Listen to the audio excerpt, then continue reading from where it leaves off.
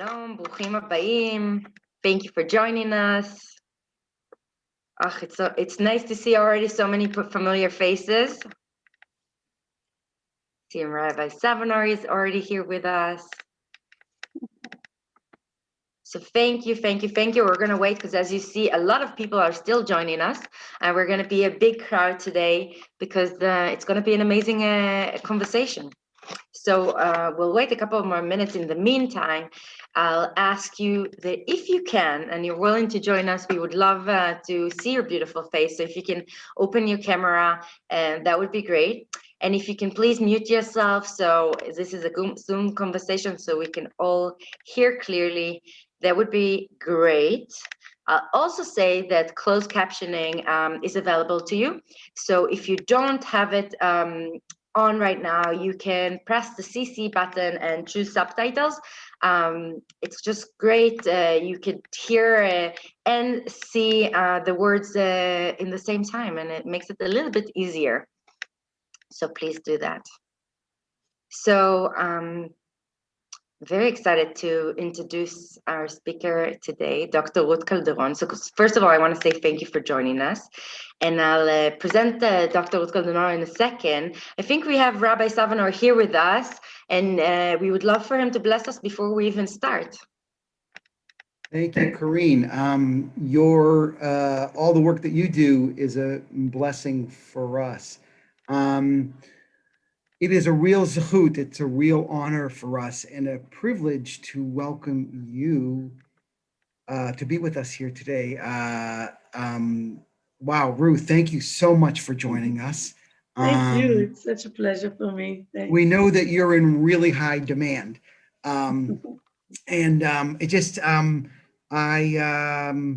It's so good to see a person like you with the wisdom that you have and the experience that you have, who's really been so instrumental in reshaping Jewish life in Israel to be in such an important position in Israel, and also to be a wonderful connection for us here in America. We feel your outstretched hand to us. So I just, if I can just take one moment, just maybe to frame this moment, is just that, in 1948 or before 48, when they were thinking about what should the anthem of the state of Israel be, there was a vigorous debate, machloket, about what it should be. And some people said, for sure, it should be the Hatikva, because for 2,000 years, we've been on our way, right? And other people said it should be the psalm that we say before the Birkat Hamazon, right? Because that's really been the ancient words that have been on our lips for so long. Ultimately, we chose Hatikva, but there are actually some people, actually my in-laws, who are the only people I've ever met who sing Hatikva every night, who sing Shir Malot to Hatikva. And we had a session earlier today with our educator, because it made me think not just about the words, but also the song itself. And that the psalm is a prayer, but really the bigger question is, when we got home, that was just the beginning. It wasn't the end. And what type of Judaism were we going to live when we got there? And we are so honored, Ruth, for you to be with us today, because you've been instrumental in shaping the type of Jewish life in Israel. And I want to hand it over to Karin to introduce you formally, but I just want to say, not just thank you for being here, thank you for being you, thank you for all you do, and thank you for what you're doing for all of Am Yisrael all over the globe. So thank you. Thank you very much. Thank you, Rabbi Savanar. And what a beautiful way to start this session. Just a couple of days before Yom Ha'atzmaut and a day before Yom HaZikaron. It's a pleasure to have Dr. Ruth Calderon. I want to say that I want to thank our partnership. I'm seeing a lot of our friends from Central Synagogue, from the 92nd Y, from Park Avenue Synagogue. It's really a pleasure. Ruth, you should know we don't come together just for anything, but it's really a pleasure to host you here together. If you haven't yet met me, I'm Karin. I'm the Israel emissary for the Upper East Side in behalf of the Jewish Agency for Israel and New York Jewish Federation. And it's nice to meet you. And I now want to say a few words in titles about our speakers, tonight. So Ruth Calderon is an educator and a Talmudic scholar working to promote Hebrew, Israeli, and Jewish culture, to cultivate the study of Torah in the secular world, and to create a liberal humanistic public space that is rich in culture. She served in the 19th Knesset as a member of Knesset for the Yesh Atid party and as deputy speaker of the Knesset. Ruth Calderon founded Bet Midrash Elul in Jerusalem and Alma, home for Hebrew culture in Tel Aviv. She also served at the head of the Cultural and Education Department of the National Library of Israel. In recognition of her work, Ruth was awarded the Avichai Prize for Jewish Education, the Samuel Rothberg Prize for Jewish Education, an honorary doctorate from Brenda University, the Jewish Theological Seminary, the Reconstructionist Rabbinical College, and Hebrew College in Boston. Ruth Calderon also holds a master's degree and a doctorate in Talmud from the Hebrew University of Jerusalem. She is a graduate of Cohort 1 of the Mandel School for Educational Leadership. We share that. Maybe we'll talk about it later. So Ruth, welcome and thank you so much for being here. And I just want to, usually we start with kind of an interview, but I really want to give you our stage today to kind of tell us where you are right now. Maybe we'll start with a small question also regarding where is Israel right now? Yeah. So thank you, Karin, for your generous introduction. And thank you all for coming and meeting me here. This challenging year of COVID also gave us this gift of the world of Zoom, and suddenly you are here in my home and I'm there with you, and the wall in some ways fell, and there's no need to fly and airports and jet lag and all of that, and suddenly I'm on the Upper East Side. So thank you very much for having me. I'm thrilled. I must admit, I miss New York so much.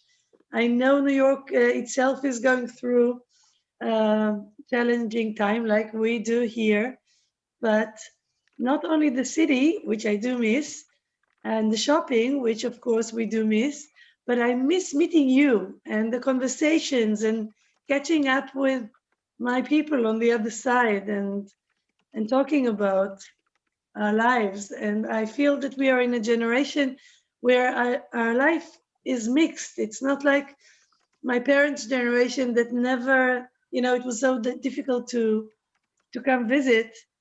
But today you are here a lot, and all of us are there a few times a year. So suddenly to be without you for a year, the Israeli street, the Tel Aviv street, feels that there are much less American visitors, and you should know you are missed. And I'm so happy there's an opportunity to share with you a few thoughts about where I am today, where Israel is at today, as much as I can understand, and then open for Q&A and maybe be able to, although the numbers are so impressive, to be able to actually meet each other and talk together.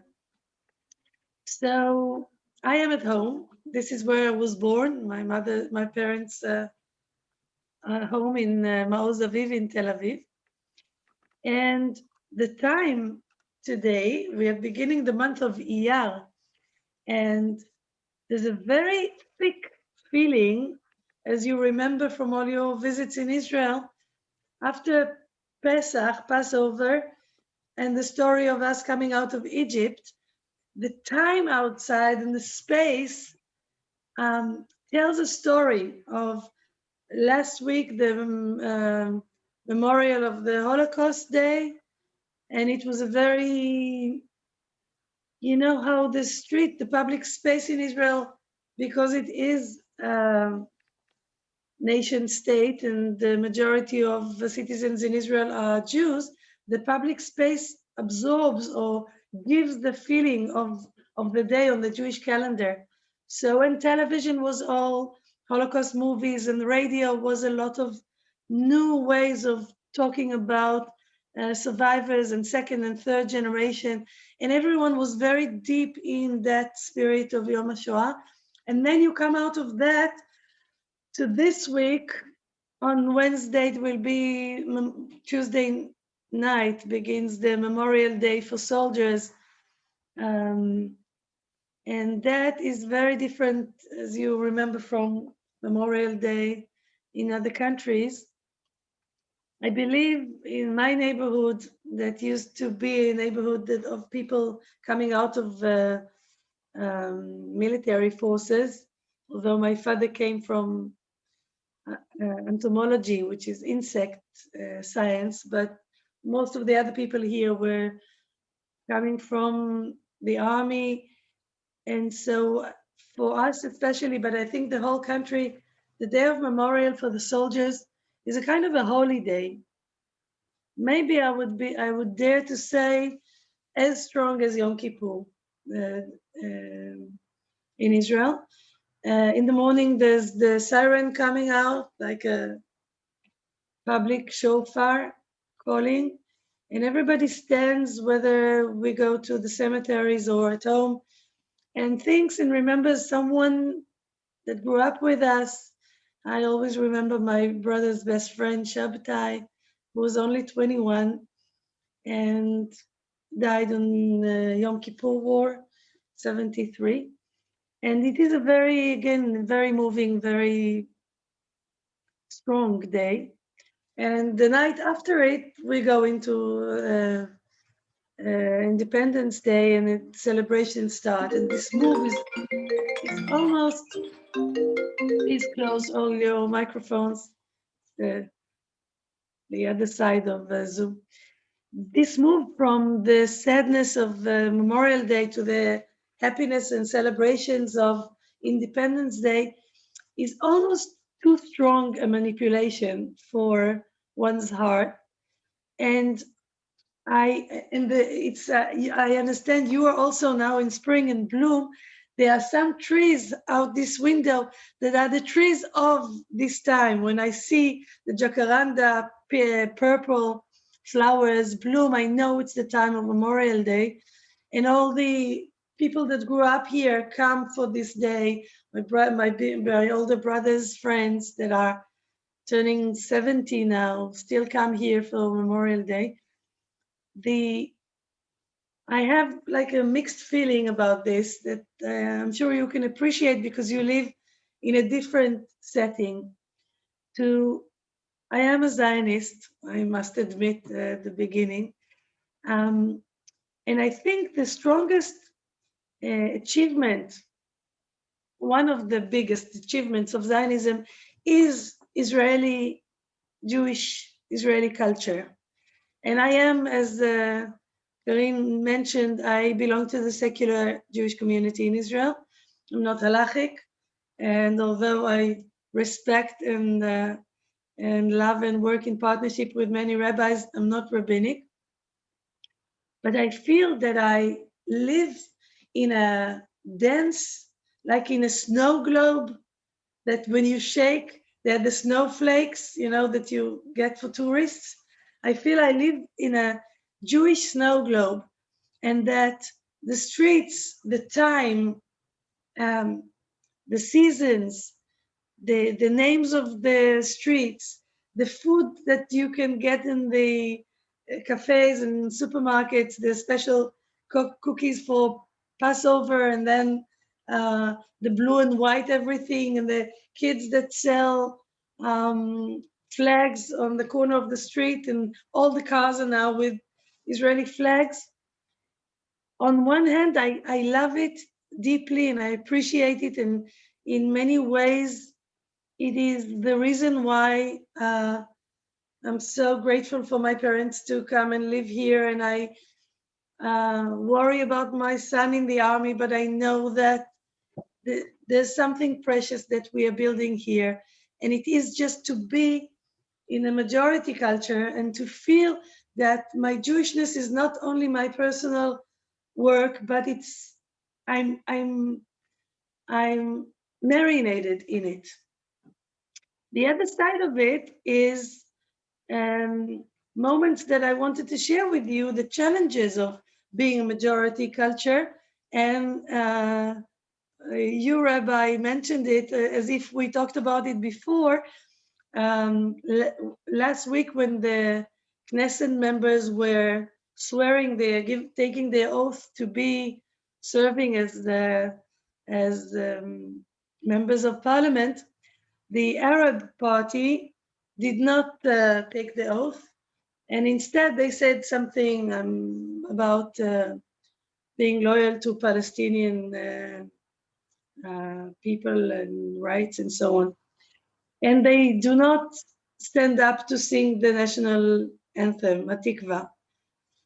And I remember when I was swearing to become a Knesset member, and I must admit, I am moved by symbols and tkasim, ceremonies or settings like that. And so I was singing the tikva and I was moved, but I saw the Arab Knesset members walking out and not standing and not sitting, not singing. And I thought to myself, is there an option of being a Jewish democratic state, celebrating our Jewishness and being grateful for having a safe haven, a home, and a rich culture, and at the same time, maybe like Australia, having a second national anthem that will be right for all citizens, for the 20% that are not Jewish. I made the mistake 6 years ago when I was in the Knesset to write it on my Facebook page, and the next morning it was on the news, and I got a lot of unpleasant feedback. But this time again, I was thinking, how do you keep a feeling of finally we Jews have a homeland and a language that is alive and political sovereignty and an army that keeps us safe? How can we work towards a feeling of all Israeli citizens to be able to celebrate the fact that they're part of this country and so on? So this is one challenge that I wanted to share with you. It's something that is still not solved, and that I'm putting that on one side. On the other side, I'm sure you're all aware of the efforts to form a government that Benjamin Netanyahu is making. The prime minister is trying to build a new coalition. And as it looks now, the only option of building a coalition will be including the Arab Knesset members that until today were never part of the coalition. That there's no success yet in building such a coalition, but it's interesting that the language is beginning to change, and maybe we'll live in the first Knesset where some of the ministers will be working for or giving the voice of Arab Israelis, and maybe it is the beginning of something that might be good. There's a lot of tension. I must say that I also worry that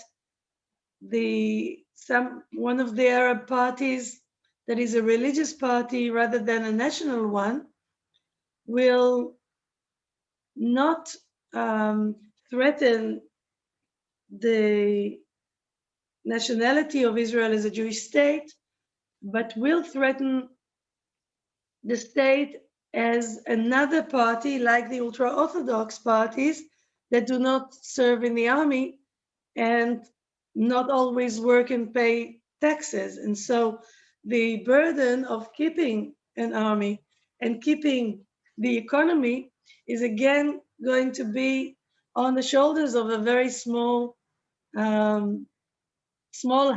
It's less than a half of people that still do serve and do work and pay taxes. So everything, when you look at it from close up, is always more complex than it seems from afar. And I wonder how it all looks to you. Some good news that I want to share is that something that was affected by America, by American Judaism, Jewishness in a very strong way, the Renaissance of Jewish studies and Jewish culture in Israel is spreading. There are about 100 places of study of secular, reform, conservative, reconstructionist, through Orthodox and modern Orthodox and ultra-Orthodox. And many of them are not in their silos. They are places of different communities of Jews studying together. A lot of it, and I work at Alma in many ways towards that, a lot of it comes out to the public space. A lot of television series that you see, maybe you know Stiesel or other ones that are coming out of text and becoming like modern relevant movies that everybody's watching, not in Jewish classes, but you know, you pay Netflix to watch it, but it is mostly built on classic themes, stories, Jewish text, Talmudic, little miniature stories. A lot of our music that is played on the radio is based on, or the lyrics are coming from classic Jewish texts, and not only Bible, but also Mishnah, Kabbalah, Hasidut, Talmud, and so forth. It became Israeli rock now, like every time you open the radio, it is something classic and Jewish, and it became kind of cool and you know, at Alma we have we've been doing it for the last 20 years, but we have a Bet Midrash, a house of study for script writers, television and film script writers, for musicians, for dancers, for writers and poets, for people in the media, and people come again to be marinated in classic text, to feel ownership on the text, and to not let anyone else say that the text say this or that, and only this is the only way that is right to read it, and that if you read the text, you have to follow these or those rules. The texts are free. This is my Talmud here, and it's well used. And when we go barefoot into the Talmud and to the Bible and to the Mishnah and to the Zohar, the Kabbalah, the Hasidism, or Jewish thought and philosophy, and you let the creators of Israeli culture, the authors, the musicians, all of them, to come and take and learn and absorb, and then it comes out back in with their talent into their art, then the public space, and not only the schools or the synagogues, but everything, the media, television, the street, is filled with this richness. And then our quality of life as Jews in Israel is, in my view, becoming better and richer. Yesterday at Alma, Home for Hebrew Culture, it's in the center of Tel Aviv on Rothschild. And yesterday we started a brief, how we called it, Kitzur Toldot HaYahadut, a brief history of Judaism.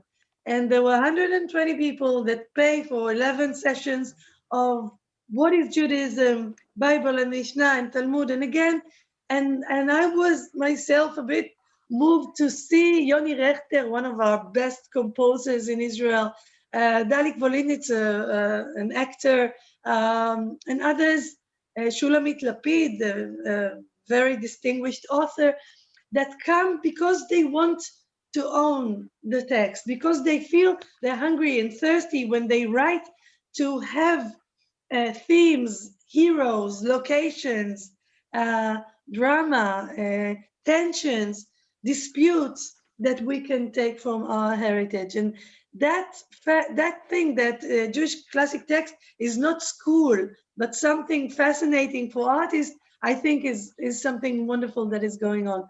Karin, you look like you have a question. Yeah, I didn't want to take the words from you, but we're talking about the Jewish Renaissance in Israel, and really we could see so many things happening grassroots. And I know that a lot of our organization are also associated with different organizations in Israel, but I want to try and connect it now back to the politics side. And for the reasoning that we don't have a government in the last 2 years, and maybe on the recent machlokot and disagreements between the different parts of Israel, and maybe also the Jewish streams. Specifically, I want to ask you about Gilad Kariv coming into the Knesset, and how does it look like today, and how does that affect our politics? Or how can politics affect and help the Renaissance of Judaism in Israel? Wow, yeah, it's a good question. I am a very optimistic. Gilad Kariv is a good friend. He went to the Scouts here in Ramat Aviv, and he's a little younger, and we are partnering We'll just say to our viewers that Gilad Kariv is a Reform rabbi, and he's the head of the Reform movement in Israel. And a Reform rabbi, for the first time ever in the Israeli Knesset, we have a rabbi that is from the pluralistic streams representative. He was just got into the Knesset a couple of days ago, like you said. So it's a very kind of a big thing for pluralistic Judaism in Israel. It's a very big deal, and he's going to get a lot of fire because Reform Judaism is something that scares the Orthodox parties more than anything else, and he has a strong voice, and he knows what he wants to say. So Gilad Kariv is there, and I'm sure we'll hear a lot from him. But not only Gilad Kariv. In the last, we have a Knesset every 6 months, but in the last few Knessets, there were a few ministers even. Tropper, the cultural minister at the moment, and Tehila, there is an Orthodox, modern Orthodox woman, Tehila Friedman, and now Merav Michaeli, who used to study at Alma, she's the head of the Labour Party, and Emily Muati, who studied at Alma, she is in the Labour Party, and there are many young people that are making the decision to jump into this not so easy arena of politics in order to try and move something. I as you can understand, I identify with that, and I felt when I came into the Knesset that it's enough. We've stayed for long enough outside the window, knocking and trying to be heard, and it's time to walk in. I remember a black lady from America came to visit once in the Knesset, and she said to me, if you're not at the table, you're on the table. If you're not going to be one of the decision makers, people will make decisions on your life. And so something new is happening. And I'm sure you can appreciate in American politics, it's all much bigger, but politics is a hard job, work. But at the same time, there is an opportunity, there is a chance to really change things, to legislate, to do the most important thing the Jews can do, legislate. What God does. And even if one comes only for a few years, the fact that they are there makes a big difference.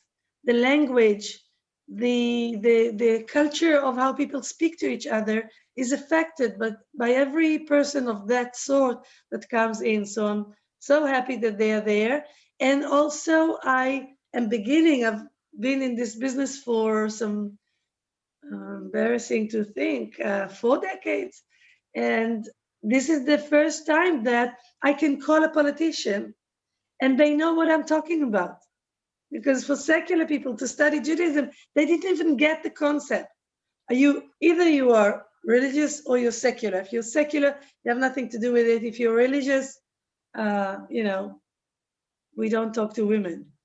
So something good is happening, and yes, politics is connected to it, and I think that slowly the American way that might be understood as Protestant Judaism rather than Catholic Judaism, in a sort of metaphor, that you do what you really believe in and not what we always used to do,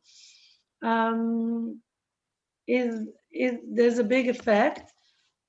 I want to say a good word about coalition, because I'm sure that when you look at us from afar, you think, what's going on? Why don't you decide this or that, like the donkeys or the elephant? Coalition makes a lot of sense.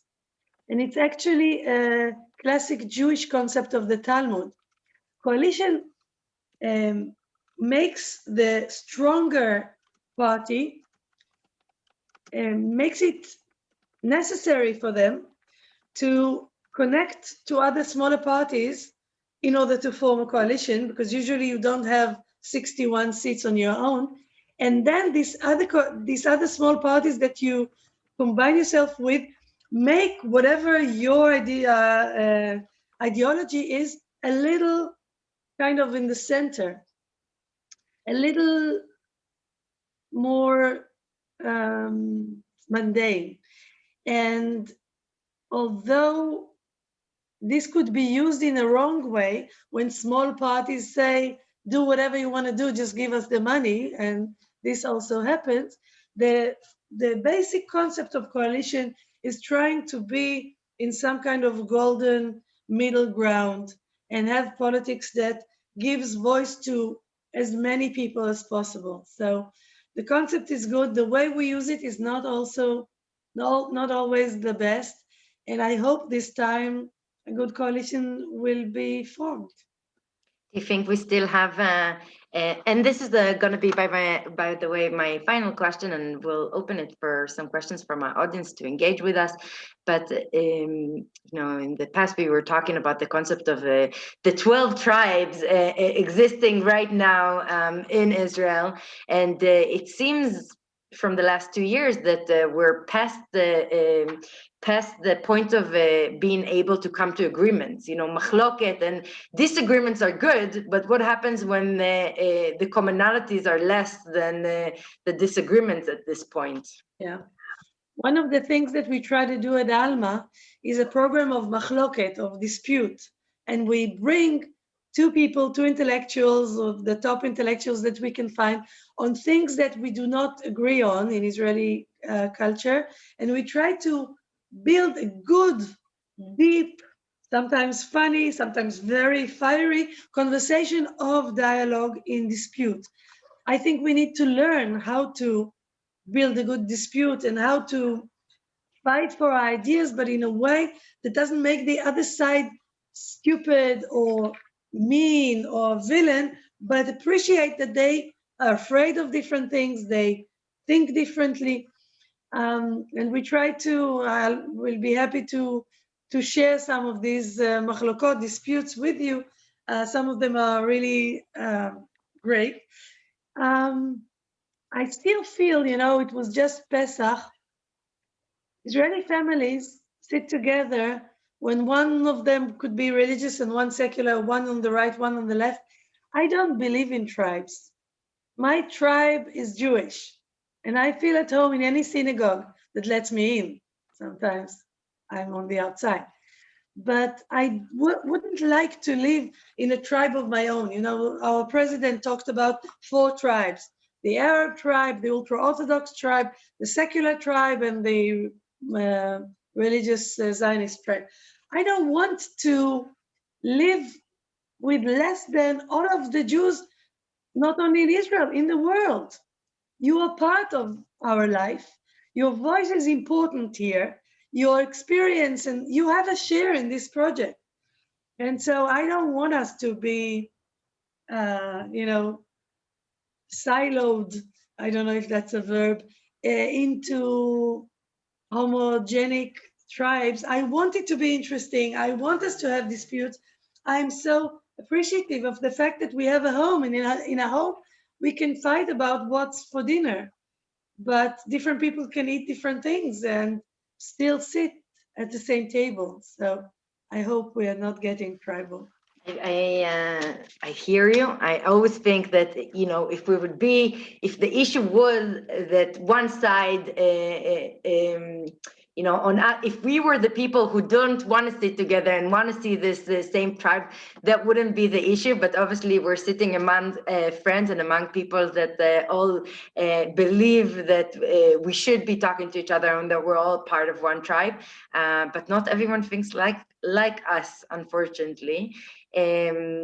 So we have a question about how optimistic you are now that we're seeing what we're seeing in Israel in the last few years, and imagining not just like in politics, but when we're talking about of religion in Israel and the authority of the Rabbanut on religion and state, and how that affects how people see Judaism in Israel.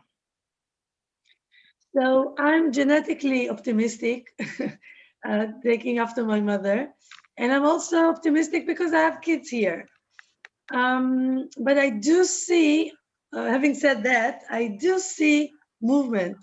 I think the way politics and Judaism and religion is mixed here is terrible. It's not doing good, not to Judaism and not to politics. But I do see movement. And I think that, you know, I don't know where the next government's going to go, but in the long run, I think it's going to be solved. And I think the difficulty, I want to say it's going to be separated, church from state, but I don't want to lose what I described in the beginning as the Jewish snow globe. I don't want schools not to be giving Jewish education for free. I don't want the radio to not be able to sing Passover songs or Independence Day songs because it's religious. I don't want only well-to-do people having Jewish education and poor people can't. There is something, and we felt it over the coronavirus, that everybody has health insurance, you know, taken for granted, that they are kupot cholim, that you get the injection for free and they call you and they ask you to come next to your home. And there was a kind of solidarity when the vaccine came, that although it's used now for political reasons, but not in that sense, people were happy that there is kupat cholim, that they have health insurance. There's health insurance. Yeah. And there was a kind of solidarity of very different people from you coming to be vaccinated together, and the COVID doesn't separate, you know, orthodoxy from reform, from secular. And that's why I'm optimistic. There is a feeling of living at home. You know, when we came back from the States, we lived in New Jersey, excuse me, for 3 years. Kids came back, and one day my daughter lost her way and walked the other way and got lost. And some woman called me up and said, I think I found your daughter. She looks like you. Can I bring her back home? And she took her into her car. She was maybe 6 years old. And I thought, you know, in New Jersey, I would never let her walk alone, and nobody would ever call me up and bring her back. there is a feeling that you are living in the family. And although the family has sometimes very peculiar views, it doesn't come to a feeling of I'm not at home.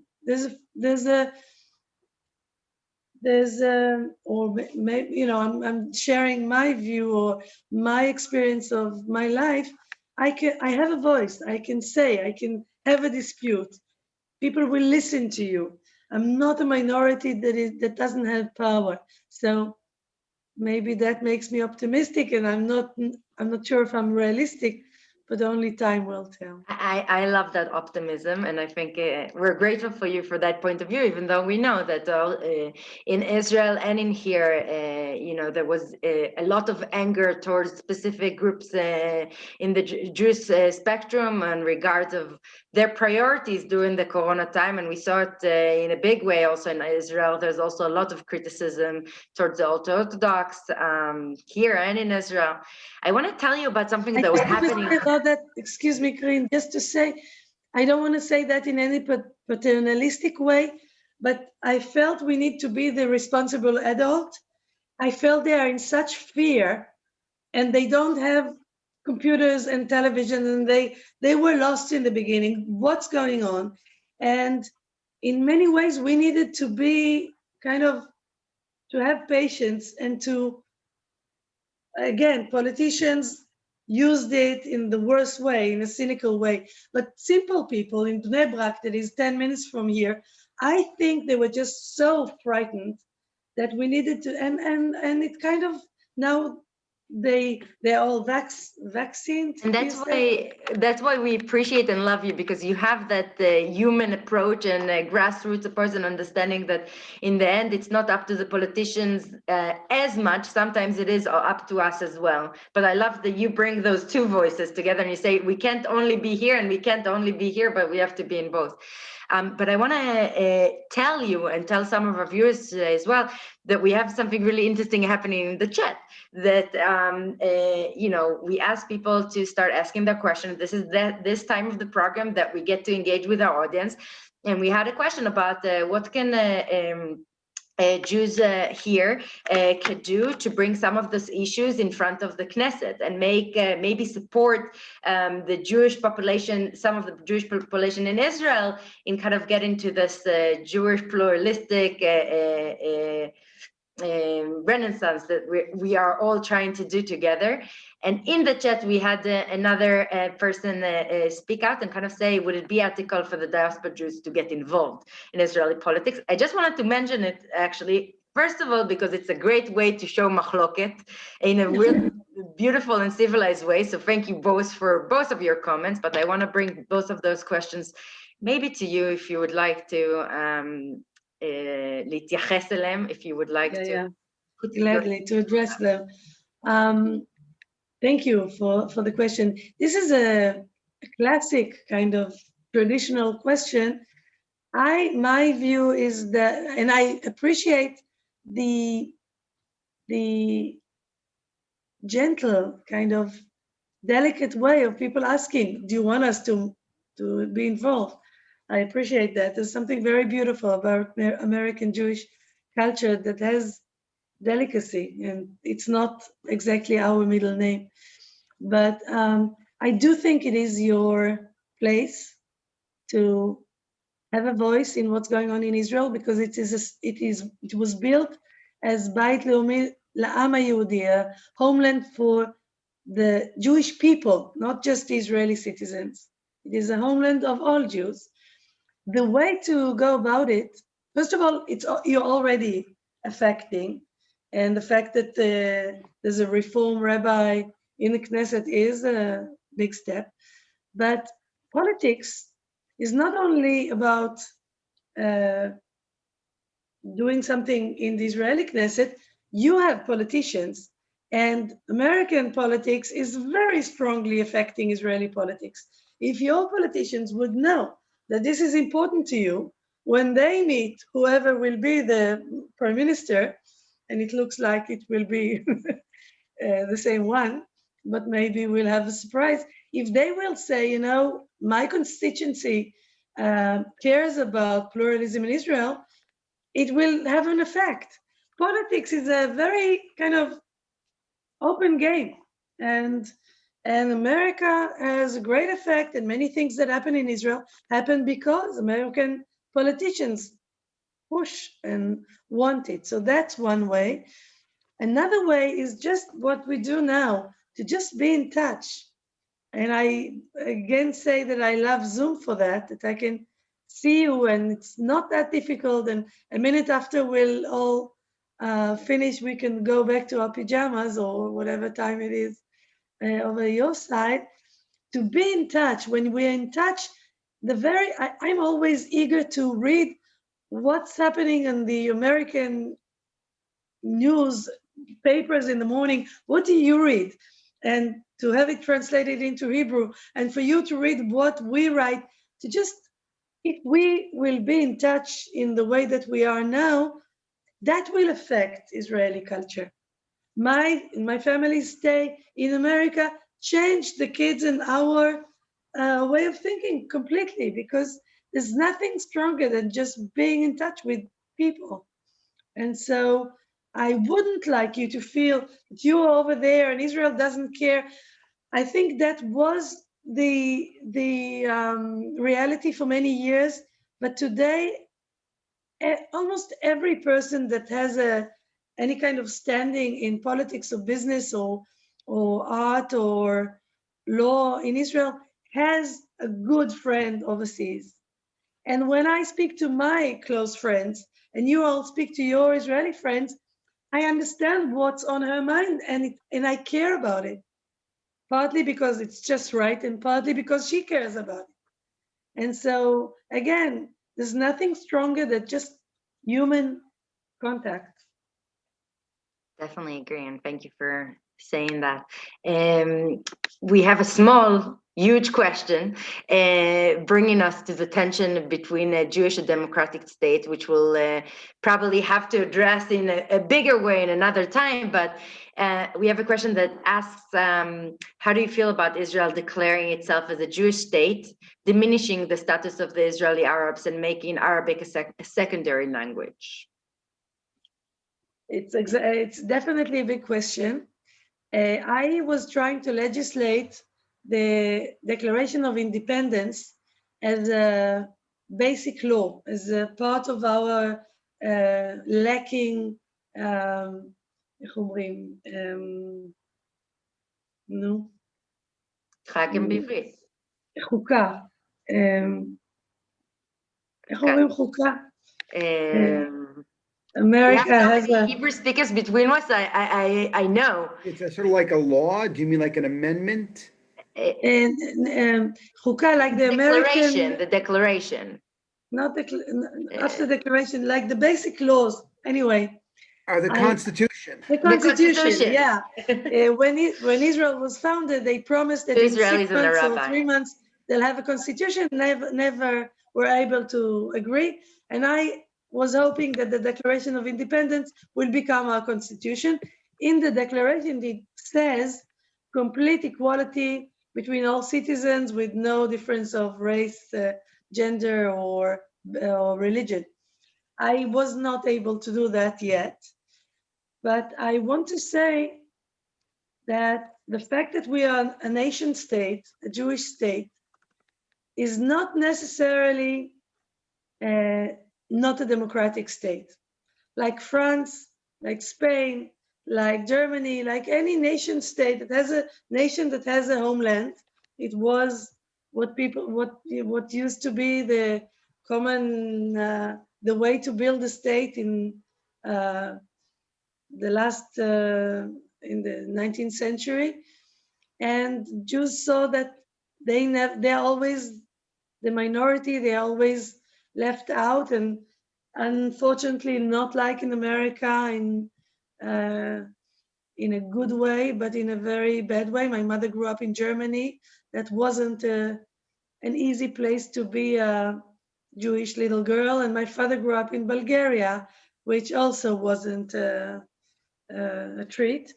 And so I'm a Zionist in the fact that I appreciate the fact that we have a homeland.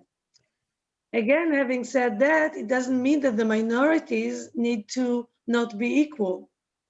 And the fight that I would fight is to give the Arab Israelis and Palestinians that live in Israel the opportunity to live a full life, to have equality, to have good education, good housing, good roads, good everything, and to make a decision whether they want to live in the Israeli state or hopefully build a Palestinian state next to it, and when they will find the power to do it in themselves and hopefully also accept the right of Israel to live as a Jewish state.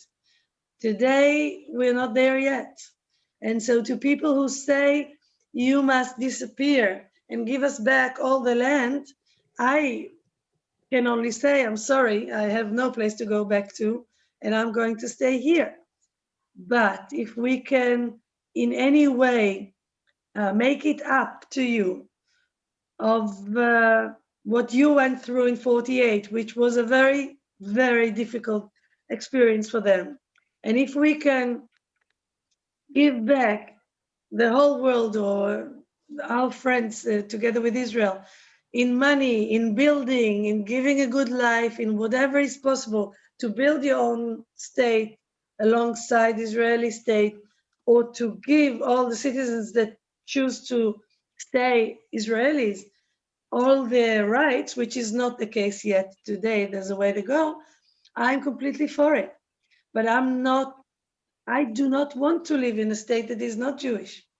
As I said before, there are so many upsides to living in your culture, not only in the religious dimension, but in the cultural, everyday, 24/7 dimension. And so that's where I am. I'm not sure that I'm right. I don't think that the American way is wrong. I loved living there, but this is this is the road taken for me in this period of life, at least. And I hope that you can appreciate this way of life too, because I know it's not easy to understand from afar, but makes sense. Thank you so much, Ruth. So we have a little time left, and I wanted to share with our audiences that, when we were planning this discussion, we were really thinking if we have the room and place to do a text and a limud with Ruth, because really that's her gift also to Israel, as we told you before. But we were so excited to first get to know her and get to know the views behind her. And as I mentioned, and as we talked about, we all know that we're celebrating Israel at 73 in a few days, and there's the Israeli way of celebrating year after year is the national torch lighting. And what they do, they choose a theme, and then it could be unite. Sometimes my English goes unity. Thank you, Ruth. And sometimes it's V'ahavta l'reacha kamocha, love your neighbor, and so on. And then they bring the right people to light the torch in that year. And for this year, our lighting of the torch, we decided to bring you, Dr. Ruth Calderon, because we really think you symbolize something for our community here in the Upper East Side and for Israel that is remarkable. And then we thank you for bringing that voice into the world. And I think in a way also a part of us in the Jewish community to Israel. Some people in the chat, we talked about it, the thought of how can we bring our words in front of the Knesset. So I will want to say that it's especially this conversation like we have today, and the opportunity to talk to people like Ruth that then goes and stands in the middle of the bima and talk to other members of the Knesset, that things really happen. So I want to tell you all, thank you for being our audiences, because you're already making a difference. Ruth, I want to allow you to kind of say your final words toward Yom HaZikaron and Yom HaAtzmaut, and then we'll have Rabbi Savanor maybe greet us for Shalom as we end. Thank you. First of all, thank you, Karin, for initiating this pop-up and suddenly being together. I'm sorry that I can't see all the pictures at the same time, but I really feel like even faces that I never saw before, I feel like I have new friends. So thank you for being so generous in meeting me. I would love to go on doing some pop-up Alma on the Upper East Side and share with you some of the way we study, some of the way we build disputes, some of the way we work with artists, some of the way classic text becomes art. Just although I also miss being on the Upper East Side, I most of all miss being in touch and having a conversation. And that is my hope for the coming year, that we'll all be healthy and COVID will disappear. But even if it will take a little more time, that we'll find avenues and ways to stay together. My feeling towards Memorial Day is very personal. One young man, Shabtai, that was so nice to me when I was a little girl, and the agony of my brother Noam when my father had to tell him that he will never come back, and this terrible price that these families give all the time, and the fear for my son now in the army. I appreciate the fact that there is a day when you're allowed to feel it and to think about it and to remember with yourself that even I remember when Shaul went into the military, and I thought maybe he will go to computers, maybe he will go around. And I told myself, people did it for us, and now it's our turn to do it for others. And it's as simple as that. It's home, and this is what you do at home. And so nothing very sophisticated. I'm just grateful and sad and hope to meet his son. We do things in the neighborhood to remember their life and not just their death. And then we do a kind of havdalah, like we do from Shabbat to every day, to move from the sadness of Memorial Day to the happiness of celebrating Yom Ha'atzmaut. And again, I said in the beginning, the movement is sometimes too strong for me, but I feel fortunate to be born in this generation and to take for granted the fact that everybody speaks Hebrew and that I can be, as a secular woman, free to study Torah and to do politics and to teach people and to be able to be in touch with you. So, Baruch Hashem, that's what I can say. We will also be marking that same moment of transitioning between Yom HaZikaron to Yom Ha'atzmaut on the 14th, celebrating with our rabbis and cantors, and of course some surprises from Israel on the 14th at 7:30. Rabbi Savanar, would you like to conclude us? I'm without words, which doesn't mean as a rabbi that I'm not going to say anything. But Ruth, you know, you mentioned earlier that you're not religious or whatever, but your soul speaks the language of our of our people, of our tradition, right? I go back to where I began, that it's a song that inspired us to want to go home. And when we get there, we found out it wasn't the end of the story, it was the beginning of the next chapter. And I think the questions that we grappled with here today, there's no easy solution, right? But I feel a lot more comfortable. I feel a lot more secure that the future of the state of Israel, the future in many ways of the Jewish people is in your hands, right? When we You are asked together, we can do it. that we're together because you ask the right questions and we look at the same sources. And I think I think what the world has forgotten is what you've devoted your career to, is that seeing the other, seeing the other side of the debate, of the conversation, has always been who we are, and it's always made us better. And I think as we keep asking the hard questions and we keep challenging one another in a state of trust, I think we'll get there. We might end up with 2 songs, maybe even 3, but they'll be harmonious with one another. And that's our prayer as we remember and as we also celebrate at the same time. Amen. תודה רבה לכולם. Thank you, Karin. תודה רבה, Ruth. Thank you for joining us. Yom Ha'atzmaut Sameach almost to all of you, and we'll see you on the 14th at 7:30. Bye, everyone.